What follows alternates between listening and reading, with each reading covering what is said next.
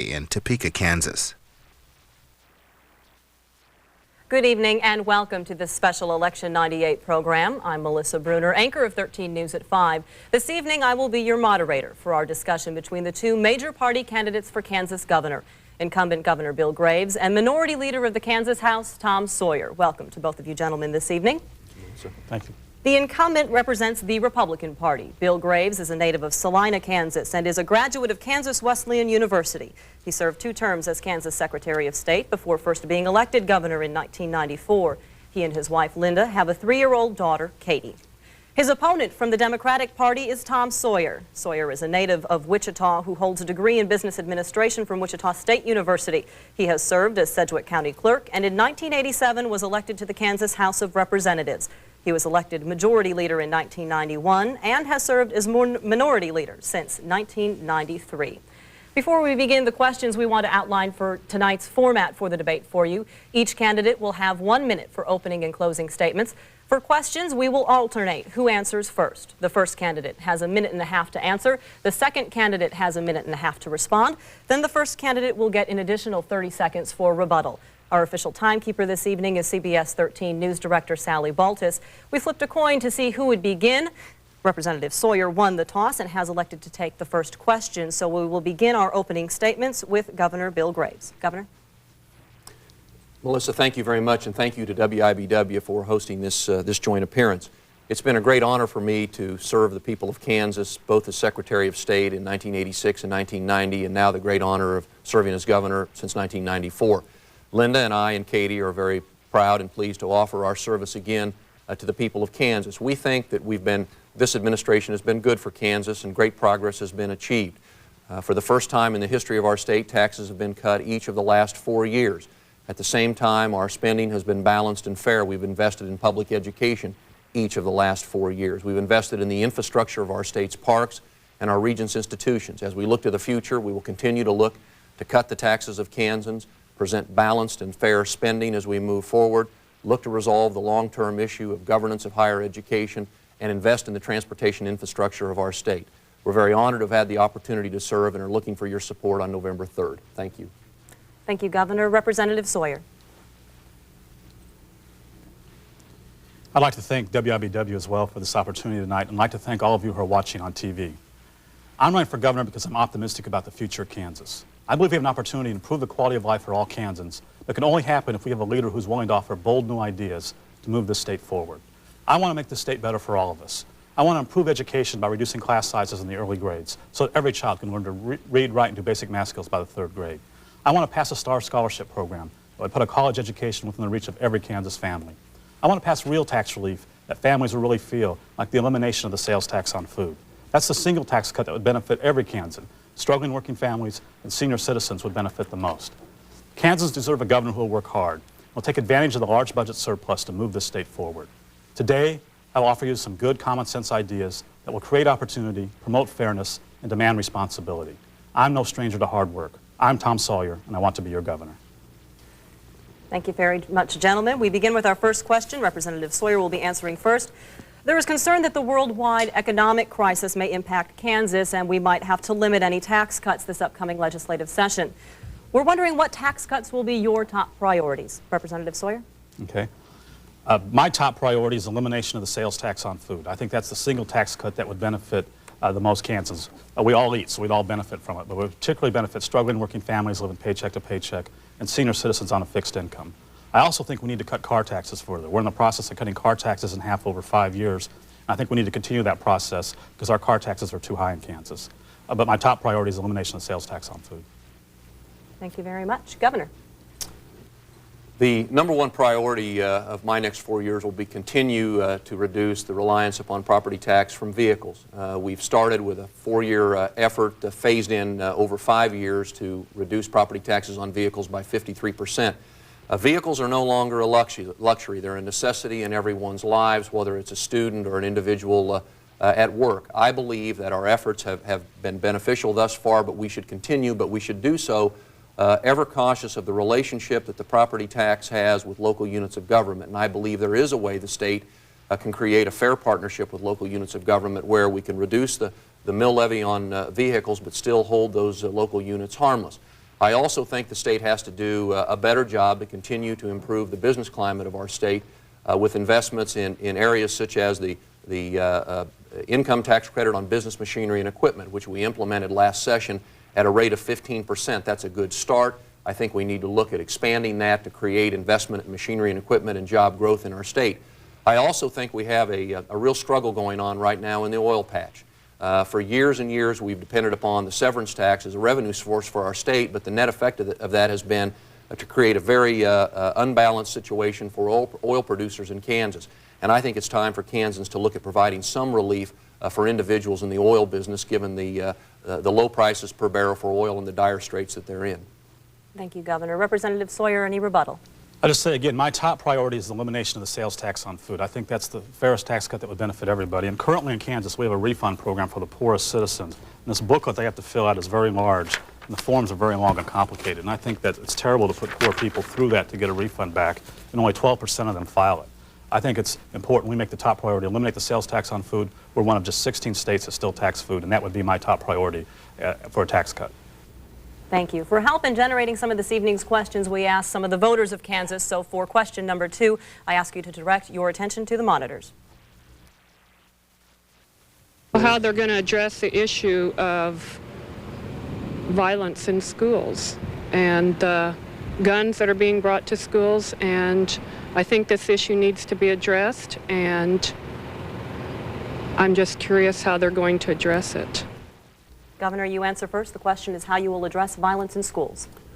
Well, as the parent of a now 3-year-old who I hope very quickly will be in the public education system in our state, this issue takes on real and added meaning for me. I think, first of all, that the state needs to continue to support local control and local decision-making in terms of what local school boards and parents think will work best in their schools. Some districts have gone to the steps of hiring in effect law enforcement officials to patrol their halls and their parking lots of their schools, and I certainly support them in their efforts. One of the things I feel very strongly about is, for the worst of the offenders, is some linkage with the right of having a driver's license to appropriate behavior in school, whether it's weapons, whether it's drugs, whether it's assault on other students, whether it's assault on teachers. Anyone that creates the kind of disruptive behavior that makes it difficult for other students to learn needs to understand that there will be severe consequences. And I believe one thing young people understand is the importance of a driver's license. And so we'd like to look at least experimenting with the notion of linking appropriate behavior with the right to have a driver's license. And for those who are incapable of understanding the rules, we'll make sure that they're punished accordingly and at least have some linkage to probably one of the most precious things that a young person has, by either restricting or taking their driver's license away from them for a period of time. Thank you, Governor. Representative Sawyer, your thoughts on school violence? Okay. Yeah, I think it's something we ought to leave up to the local school districts generally, but I think we should have a policy of no tolerance for guns in schools. There's no reason for guns to be in school. In terms of driver's licenses, I do think that's a weapon we can use, but it's a weapon that's currently used. One of the first things that happens when kids get in trouble is their driver's license gets taken away by judges. But I think we ought to work more on prevention. And I'd like to see us start an intensive adult mentoring program where we have adult volunteers go into the schools and work with kids that are falling behind. In Delaware, Governor Carper there started a great program where literally thousands of parents and grandparents go into the schools each week and work with at-risk kids.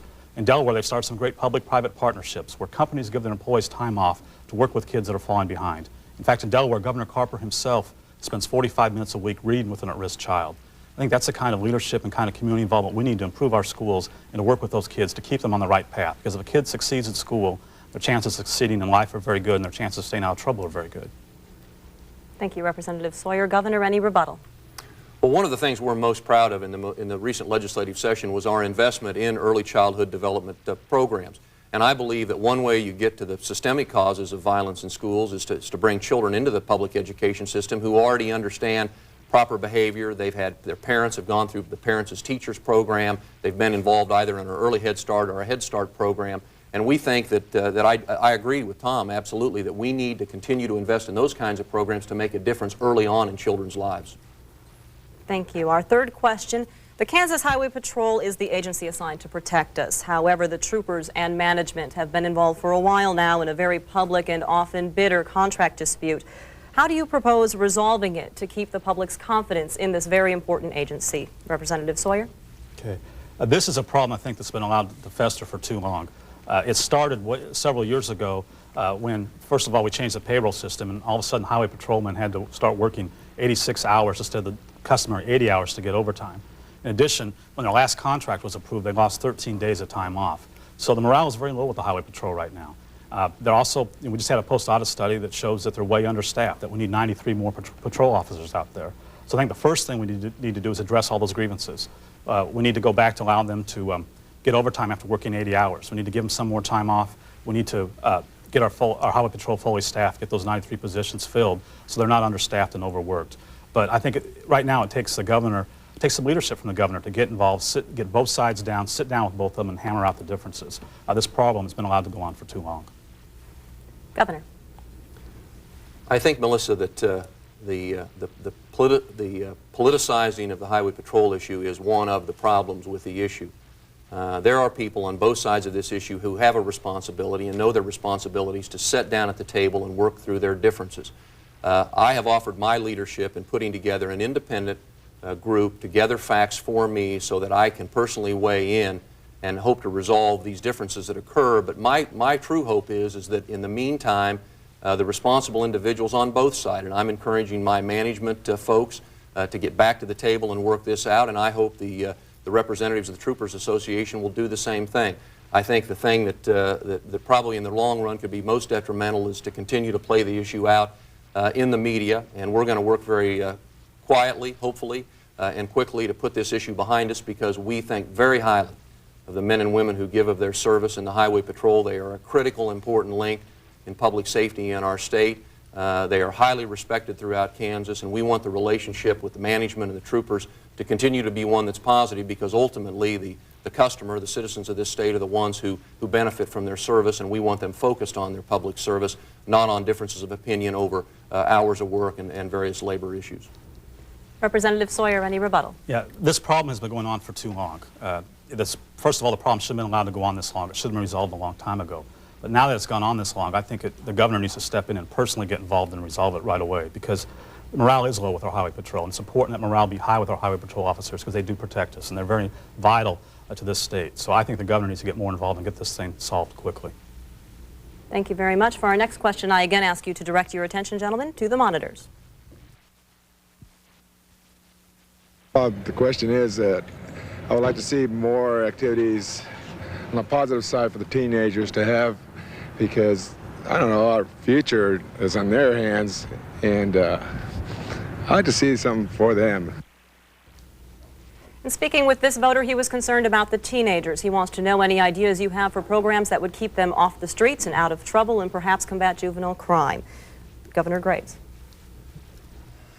Well, first of all, I'll be very candid. I'm not sure I think the state of Kansas should be in the business of micromanaging the lives of all our young people. I think the responsibility for young people's activities outside of the school system in some ways lies with parents, and I think that we need to begin there and be encouraging Kansans to provide their own leadership and oversight to their children when they're not in schools. Obviously, I support the public education system, and I happen to be one who supports extracurricular activities that are provided by the public education system, and I would like to think many of our students would take advantage of them, because those are great ways not only to spend time after regular classroom hours in constructive efforts, but I think it's a great way for them to build character and learn certain attributes that I think are very positive for young people. The state has continued to support over time, as I said, early childhood development programs. We've continued to try to support through our the voluntary work of state employees, members of my administration, all kinds of activities like Boy Scouts, Girl Scouts, Boys Club, Girls Club, Big Brothers and Big Sisters, and certainly we'll continue to do that. But I don't know that I see the state developing any sort of formal program that is an after-school kind of activity for children. Representative Sawyer. Yeah, I think prevention is very important, and I think it's important that kids have activities that they can deal with. But I think it's something we ought to leave up to local communities. But I think there are a couple things the state can do, and one I mentioned earlier, start a very intensive adult mentoring program. So we do have adult volunteers go into the schools and work with those kids that are falling behind. I think a second thing the state can do is give kids hope, give them a reason to stay in school and work harder. And I've introduced a STAR scholarship program, which would provide a college scholarship to every student in Kansas that gets a B average or better in high school. It would provide a full tuition scholarship to any community college, VOTEC school, or four-year institution of their choice.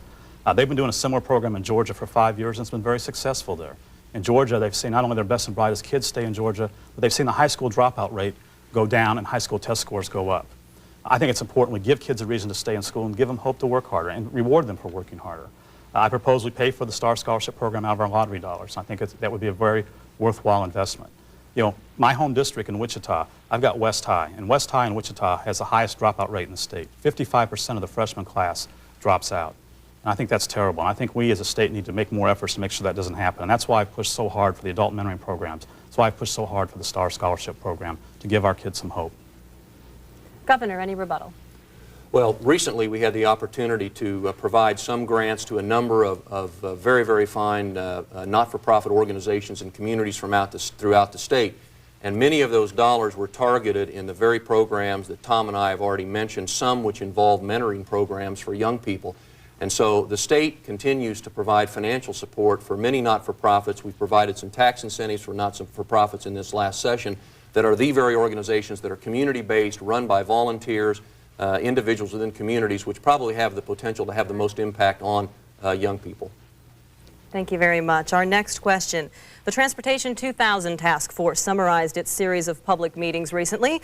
Kansans have more than $17 billion worth of road projects that they'd like to see addressed. That's a lot of money, gentlemen, so we would like your thoughts on how we prioritize those requests that have been made and how we pay for them. Representative Sawyer. Okay. You've just asked the $17 billion question. Yeah, the task force came back and said there are $17 billion in needs just in highways. In addition to that, it looks like they're going to add about another $1 billion in non-highway transportation type needs of, rural airports, senior transportation, rail, those kinds of things. So we're talking about $18 billion. Well, the federal government with their new highway proposal has given the state of Kansas $300 million a year for the next 6 years. So there's $1.8 billion worth of federal dollars out there. Now, to use those federal dollars, we have to put up some state matching dollars, so we'll have to put up a total of about $300 million over the next 6 years of state money just to use those federal dollars. Well, you add those numbers together, that's about $2 billion. So the challenge for the next session is going to be the difference between the $18 billion identified needs and the $2 billion we know in revenue we have now, and how we balance those two things. What additional resources we're willing to pay for, and how much more highways and other transportation needs we're willing to pay for. And that's going to be a very difficult thing to do. If I'm elected governor, the first thing I'm going to do is sit down with the leadership of the House and Senate and try to begin working on a new highway proposal. Try to see what is doable, see what highway proposals we can afford to do, and work hard with them to get it passed. Because it's going to take a lot of leadership to get this done. When you've got $18 billion in needs and you've got about $2 billion of revenue, trying to balance those two things is going to take leadership from a governor. A governor that's going to have to be willing to get off the sidelines and work hard to make it happen. Governor Graves. Well, I think the next step for this task force is to sit down and review what was proposed in that roughly $17 billion worth of needs, and recognize that this is, as you might say, everything including the kitchen sink relative to transportation in Kansas. I don't think we can assume that, one, there's an expectation all those programs would be funded, or two, that every single one of them needs to be funded. But nonetheless, the process was to allow every citizen from Kansas to have their chance to have their say about what their needs were. I think the next step now involves the committee then boiling that down to say, basically, we believe a certain percentage of roads need to be resurfaced each year over the next 6 or 8 years. We believe that a certain percentage of bridges need to be replaced over the next 6 to 8 years. We believe there needs to be a certain amount of money available for major modifications or system enhancements each of the next few years. We believe there needs to be a component involving X number of dollars to support our airports, X number of dollars for railroad infrastructure in our state, X number of dollars for transportation issues in rural area of the state for our senior citizens, and the mass transit issues that are required by the federal government and have become more and more important to the urban areas of our state. So I think the work of the task force is very clear, and I think if we come up with a concise, stated, prioritized set of needs, I think then we apply the pencil to how we come up with the funding if it is more than the existing revenues of the state. Representative Sawyer, rebuttal. Okay. The task force did its job. Its job was to identify the needs, and they've done that. The next step now is for our leaders to do their job. We need the legislative leaders and the governor to get together and identify what we can get passed, what we can realistically pass in this state, and what we can realistically afford with our means. And I think it's up to our leaders to show some leadership now, take that task force proposal, and hammer out a plan that we can get passed next session. Thank you. For our next question, we again turn our attention to the monitors. I'd like to know what their intentions would be with the revenue that we receive from the sale of the lottery tickets. You know, I know that the state generates quite a bit of money from the sale of the various lottery games, and I would like to know what they plan to do with that revenue. This gentleman would like to know, first of all, what we do with the lottery money, how we can let voters know what we do with it, and your thoughts on what we should be doing with it. Governor. We've created what's called the Economic Development Initiatives Fund, and it is allowed to receive up to $50 million from proceeds from lottery and parimutuel wagering activities in our state. Those activities have been producing more than $50 million, and the excess flows into the state's general fund to be used for any of a myriad of state programs. The remaining $50 million in the EDIF has been targeted in a number of areas. First of all, around $9 million goes to vocational and technical schools to purchase training equipment and support their programs. I believe in the neighborhood of $7 or $8 million goes to the State Board of Education to support some of their various educational programs. $2 million goes into what's called the State Water Plan, which is our effort to do a better job in making sure we have the quantity and quality of water available into our future. And then the remaining in the neighborhood of $30 million goes to fund the Department of Commerce and Housing in our state and what's called KTEC, the Kansas Technical Enterprise Corporation. Those groups are specifically charged with distributing that money, using that money to try to create jobs in Kansas. And their efforts have obviously been paying off, as we have essentially the lowest unemployment rate that we've had in 20 or 25 years. I believe the economic development funds have been well spent. The combination of economic development with education dollars is a good match for those dollars, and we'll continue to support that. Thank you. Representative Sawyer. I believe we ought to change the way we use some of our lottery dollars. I'd like to see us use $42 million of that $60 million pot for college scholarships.